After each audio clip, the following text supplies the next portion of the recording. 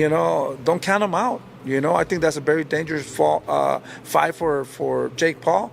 But at the end of the day, we could have a big upset, But I think that AJ is too much for Jake Paul at this point, and he's bigger than Jake Paul, in my opinion. AJ is 1-0 against these guys that come in to these boxing careers late. So why not? He's a perfect guy to take him out too. He took Ngannou out. Why would he not take Jake Paul out? This might be a step too far. Now, when I say it, I try to be responsible. I've been in this game 50 years, so I know where not to step, where you could twist an ankle, or worse, you could break a leg or fall down. But if I can beat Jake Paul, then excuse my French, what the f*** is Anthony Joshua going to do to Jake Paul? I think my dad said that AJ could beat him with his prick, and I completely will back that up. Even if AJ had a broken arm in there. Boxing professionals are sharing their views on the shocking Jake Paul versus Anthony Joshua matchup, and opinions are deeply divided. Many analysts believe Joshua's size, experience, and Olympic background give him a huge edge, predicting the fight could end early if he applies steady pressure. Others point to Jake Paul's fast improvement, serious training camps, and readiness to face bigger opponents, saying he could win rounds using movement and counter punches. Still, most experts see Joshua as the clear favorite because of his power and ring intelligence. However, the hype around Paul keeps fans interested, as many wonder if he can surprise everyone again. Tommy Fury believes the fight is completely one-sided due to the massive gap in size and pedigree. He focuses on the reality of heavyweight boxing, saying elite heavyweights spend years developing their skills and carry destructive power that lighter fighters and newcomers often don't fully understand.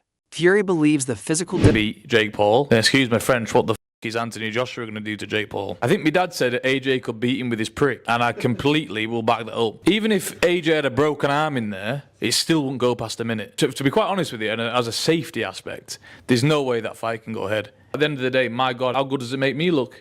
He gets beat by Jake Paul. Well, that automatically makes me two-time heavyweight champion of the world, doesn't it? There's no proper way. I've got to laugh about it. How are we even talking about this? He got his nut boxed off by me a little over 2 years ago. And now all of a sudden, he's talking about fighting Anthony Joshua. It's like, come on.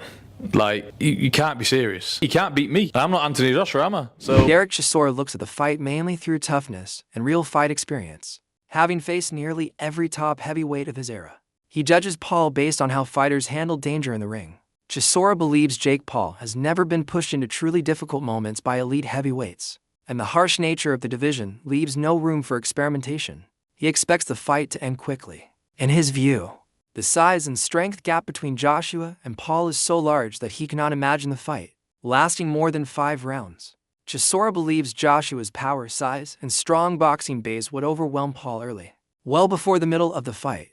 To him, the only question is how Joshua finishes the fight, not whether Jake can last late. He says if the fight goes beyond 5 rounds, it would mean Joshua either underperformed or held back, because the difference in experience and natural heavyweight strength is simply too great. No, you say it's entertainment and there'll be a massive audience, but is there an element of danger as well? Look, AJ's a former world champion, and this is a guy, the best he's been in with is Tommy Fury. Listen, he don't really care. He don't, in the boxing ring, it's the only place you can murder somebody and not go to jail. So, kudos to that. So if he gets beaten up and something happens, it's part of the game. Well, I'm not sure that's a game that people will want to see, though. Is it a real fight, though? Is this going to be a proper fight? You will know more than most. Mate, let me tell you something. From how much they're getting paid, about 177 million, whatever, and they're splitting it down the middle. So I hope it's not a game, because I want to see some blood.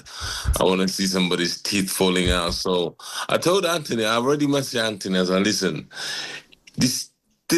I tell you what, I said to AJ, if this goes past 5 rounds, everybody's going to be having a go at you, because you can't go past 5 rounds with this kid. He has to go past 1 round or 2 rounds. Past beyond 4 or 5 rounds, people are going to be doubting you as a fighter himself. So he has to smoke him out like what he did Francis Ngannou in Saudi Arabia in 1 round. Yeah, and I think you're dead right. Is he worried about that? Is he worried about what happens, if he doesn't see him off in the first round or the second round? Nah, he's not worried about it. He's gonna smoke this guy out. I'm not worried about it. I'm gonna smoke this guy out properly. I'll be there. But he's gonna smoke him. I can't wait. Theoretically, if he comes out swinging, right, AJ should be able to get it done in are we talking 30 seconds? If AJ is giving it everything he's got. Listen, if AJ comes in there and just blows on this kid, he's gonna just drop him to the floor. So I don't really. I'm just wasting money going to Miami because I know it's gonna be finished in 1 round. So it don't matter. Are you gonna go? Joseph Parker's view is based on professionalism and consistency. He believes a fighter like Joshua, who has trained for years with world-class coaches and sparred top champions, has layers of skill that Jake Paul has not yet developed. Parker respects Jake's courage in taking tough fights, but feels Joshua is too polished, too strong, and too experienced to be seriously troubled by someone still new to boxing. Has said that he's interested in doing Anthony Joshua versus Jake Paul. Let's talk about fights that make sense. Jake Paul's doing whatever Jake Paul does. If Joshua's serious about wanting to stay in boxing, then fight good, real fights, if that's what you want to do. I mean, if you want to go down this other road and do this, then that's by all means do it. But it's a different journey and it's a different pathway. I think as fighters who've been in the game for a long time, I want real fights. If I was given the opportunity to fight Jake Paul, would I take it? No. Not even for the money, no. No, like I want to be champion of the world. That's my goal. Evander Holyfield judges the matchup based on mindset and conditioning. He respects Jake Paul's fitness and desire to improve, but believes Joshua has too much experience in long and demanding fights. Holyfield says lasting under heavyweight. I would love to see that myself. I would love to see that fight. Interesting. Who do you lean towards? You know, it's just gonna be. It would just be a good fight. I'm telling you, it's a good fight, but you know, being the best. You know, because my whole thing, I don't want nobody to think I want somebody. I like boxing, and whoever wins. David Benavidez Sr. delivered a shocking opinion on the fight that surprised many fans. He believes Jake Paul is stepping into a level of danger he has never faced before, and that the fight could reveal the limits of his fast rise in boxing. Benavidez Sr. says Joshua's size, strength, and championship experience create a situation where Jake could be seriously hurt if he is not extremely careful. He argues that Jake's confidence and power will not matter against a true heavyweight who has competed at the out. You know, I think that's a very dangerous fight for Jake Paul. But at the end of the day, you know, we could have a big upset, you know. But I think that AJ is too much for Jake Paul at this point, and he's bigger than Jake Paul, in my opinion. Do you think it's competitive? A lot of people are saying if AJ doesn't get him out of there in 2 rounds, it'll be a huge embarrassment. I don't think that's not the case, that he's gonna get Jake Paul. At the end of the day, Jake Paul has been training hard too, and you know he's a pretty good fighter. I don't think he would take him out in 2-3 rounds. I think maybe in the later rounds, or it might go to decision, you know. But I don't think that Jake Paul can take AJ out. I mean, or AJ could take Jake Paul. Maybe, you know. But I don't know. It's just going to be an exciting fight. Roy Jones Jr. shared an unexpected take on the fight. He said the matchup must make sense for Joshua both competitively and financially. Calling Joshua a real former world champion, Jones confidently said that what Joshua did to Francis Ngannou would also happen to Jake Paul.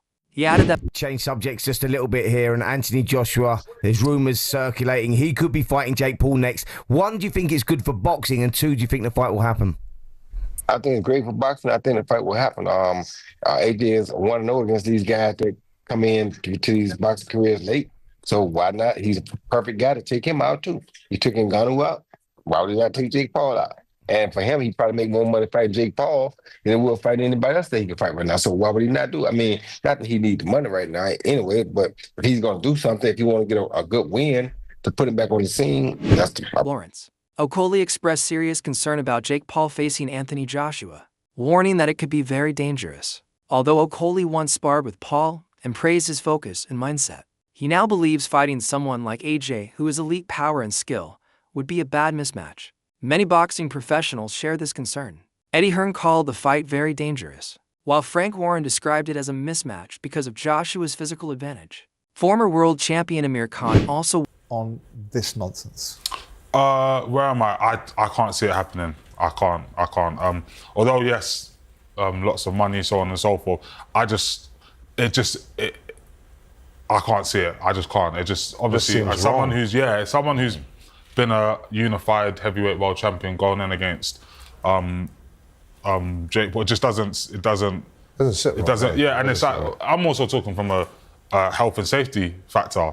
It's like he's maybe a cruiserweight. Yeah. Anthony Joshua's a very big, strong heavyweight, and if he turns it on, it's not just a risk of a knockout. It's a Getting hurt is it's a much damage, bigger yeah. risk. So I can't see it personally. Former UFC fighter turned boxer Darren Till strongly defended Jake Paul. He criticized Saudi promoter Turki Al-Alshik, calling his stance hypocritical. Till said Jake enters the fight with nothing to lose. He also pointed out what he sees as Joshua's weakness under pressure, saying Joshua is not mentally strong. Till believes Jake Paul's toughness and refusal to quit could give him an edge if the fight happened. Anthony Joshua, as much as he's a monster, he's got a weak mind, hasn't he? So Jake could end up getting into it because Jake's got everyone eating out the palm of his hand. He's a very clever man. So You really think he's got a chance? why wouldn't he have a chance? Look how confident he is. Mate, come on.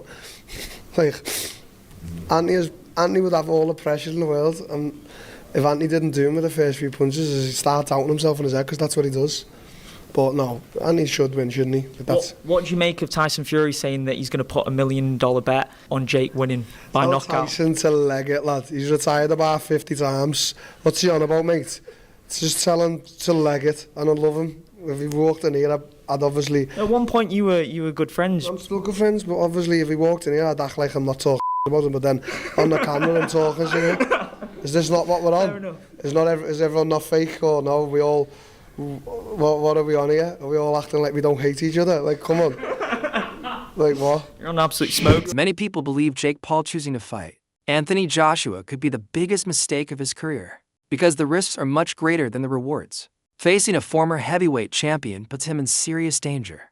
Joshua's size, power, and experience mean even small mistakes could be costly. Analysts warn that a clear loss, especially an early knockout, could hurt Jake's growing boxing reputation and slow his momentum. Beyond the fight itself, such a defeat could damage his brand and fans. His mind, this is probably the worst mistake of his career. Even in the poster, you can see this is a David and Goliath story here. I mean, there's times where I thought Jake is a cruiserweight. There's times where I thought even he could be a light heavyweight. And now he's stepping in with one of the most chiseled, bona fide heavyweights in the world right now in Anthony Joshua. I'm about to break the internet over Jake Paul's face. I'm not sure if that makes any sense, but it sounds fucking demented, terrifying. And speaking of the insanity of this thing, here is what the first line is. Jake as a plus 800. I have a feeling that's going to shift even more toward AJ. AJ's the 18-wheeler going 90 down the straightaway, and Jake is in a fucking golf cart going 10 miles an hour, headed right back at the 18-wheeler. It's going to be freaking destruction. Look at the reach. He's got a 6-inch reach on Jake, and trust me, the Chloe concept has told me the 6... Former 3-weight world champion and ex-ITV boxing commentator Duke McKenzie strongly criticized the idea of Anthony Joshua fighting Jake Paul. He spoke against the growing trend of YouTubers and MMA fighters entering boxing. McKenzie also referenced Joshua's fight with former UFC champion Francis Ngannou, warning that it could have ended very badly. He believed that they are actually in talks to have this fight before a possible fight against Fury. Well, Eddie Hearn's a promoter first and foremost, and he's in the business of making money. I'm not so sure he's even thinking about anybody's, getting hurt or anything like that. That hasn't even entered his head. But it should, because somebody could easily lose their life. That's quite a concern, isn't it? I mean, that should be the forefront of everybody's mind. I think so. I think there's the fight business, and then there's the fight game, and the way they're talking about it, they're talking about it like it's a game. I don't think Anthony Joshua would take Jake Paul lightly, any way, shape, or form, and it'd be so easy to hit. You're talking about a trained athlete. Former Olympic boxer and respected analyst Tony Jeff presented a surprising argument for why Jake Paul could beat Anthony Joshua despite the odds. Jeff believes Jake's biggest advantages are youth, confidence, and momentum, not size or experience. While Joshua has endured tough fights, knockdowns, and public pressure for many years, Jake enters fights with less mental wear and a fearless attitude. Jeff also highlighted Jake's fast improvement, noting that he trains with elite coaches, spars high-level fighters, and has shown discipline and power beyond what many expected. Look at the tail of the tape. Now, looking at the age difference, we've got 28 years old compared to 36 years old. So I guess the advantage there goes a little bit towards Jake Paul. 28-year-old is better than a 36-year-old. But that being said, we've got talking about experience and everything else, what comes with being 36 years old at Anthony Joshua's level. And then, like I mentioned, the heavyweights kind of seem to prime a little bit older. Now, come down to the height and the weight. This is the big one. 6'1" versus 6'6". 200 pounds versus 252 pounds. We got a 252 pounder in Anthony Joshua. The reach advantage is a lot, which we would expect. Amateur fights, we can see that Jake's only had one, where AJ's had 43, but 43 of them are including at the highest level, Olympic level. And yes, he won the Olympic bloody gold medal, if I don't need to remind you. Then the pro record, Jake Paul has had 13 fights, lost 1. AJ has had 28 fights and he's lost 4 with 25 KOs. And the one person that Jake Paul lost to was Tommy Fury. Now, can we compare Tommy Fury with Anthony Joshua? At the same time. Many fans and analysts have praised Jake Paul for boldly chasing a fight with Anthony Joshua. Tyson Fury shocked many by calling the matchup a 50-50 fight. Fury believes Jake's fast progress, confidence, and strong work ethic make him more dangerous than traditional boxing fans want to admit. He says Jake's timing, power, and willingness to take risks could cause real problems for Joshua, who has shown weaknesses under pressure in past fights. Even people... Possibly Joshua using Jake Paul as a tune-up to fight you. What are your thoughts on that? I don't know about tune-up. I think Jake Paul knocks him out. Seriously? Yeah. Why so? What impresses you about Jake Paul? I just think Jake Paul would knock AJ out. I think AJ's a spent force, and I think Jake Paul's on the rise. And I like his new heavyweight look. Bit chubby, bit bulky. Jake is heavily outmatched, admit it takes courage for a natural cruiserweight and relatively new boxer to face a former unified heavyweight champion. Supporters say Jake Paul continues to push limits and refuses to take the safe path many expected. From a Jake Paul. The cojones this motherfucker has, from a Disney kid to YouTube to he can fight anyone and get views and make fucking money. This crazy wild boy sends out the bat signal, the British bat signal for Anthony motherfucking Joshua. You know how crazy that is? I will say this. I don't think any of Jake Paul's fights are fixed in any capacity. At all. Not even close. I don't get down that narrative. I will say this, though. My spidey senses will go off if Anthony Joshua doesn't absolutely mop the floor with him. It could even be close to being signed. To being signed. And like I say, don't be shocked when this happens, because like we say, there's going to be a lot of people that criticize it, but ultimately there's going to be a boatload of money to be the promoters, Eddie, Nick, the MVP. There's so much money involved in that fight, and if you're Anthony Joshua, it's a no-brainer. If anyone criticizes Anthony Joshua, you're a fool. But Anthony, I mean, I've got to say this as well: that even though I don't think the fight should be sanctioned. I don't really want to see him in the ring against Tony Yoka. I don't think it does anything for him. If he fights anyone, he should be fighting Tyson Fury. It's not, in my view, it should be a fight with Tyson Fury. That's as big a behemoth, as big a commercial beast. Absolutely. You're going to tell me that Anthony Joshua and Jake Paul is bigger than Anthony Joshua and Tyson Fury? It is, commercially. Anthony Joshua versus Jake Paul commercially is bigger. But what I'm saying is, as a British boxing fan, and the amount of times you need to see Fury I've been sat, even in this very studio, I've been asked about Tyson Fury against AJ. We have to see that fight before both of those two men sail off. I know Tyson Fury is retired and he unretires, he retires and he unretires, but we have to see that fight for British boxing. They both